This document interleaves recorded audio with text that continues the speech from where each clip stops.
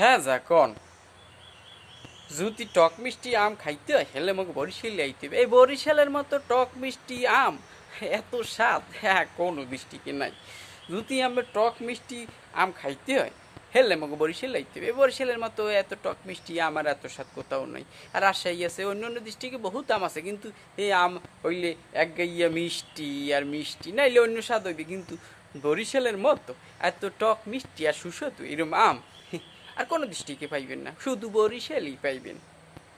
হ্যাঁ গাইছে, আপনারা কেমন আছেন? ভালো আছেন? এই কমেন্টসে জানাইন, কেটা কি করেন জানাইন। আর আম আম তো পাহাড় সময় আইয়েছে, একটু সুস্বাদু টক মিষ্টি আম খাইতে অবশ্যই বরিশাল আইবেন। বরিশালের মতো আম চেহারাও যেইরম আর দেখতে হনতে খাইতেও সেইরকম, যেই স্বাদ ওরে বাবা, একবার খাইলে বারবার বরিশাল আবার আইয়ে পড়বেন।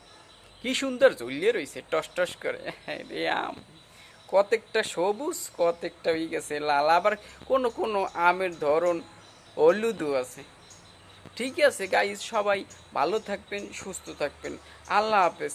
আর পরবর্তীতে দেখা হইবে আবার কোনো এক সময় কোনো এক প্রকৃতির সামনে। গুড বাই, আল্লাহ হাফেজ, সবাই ভালো থাকবেন।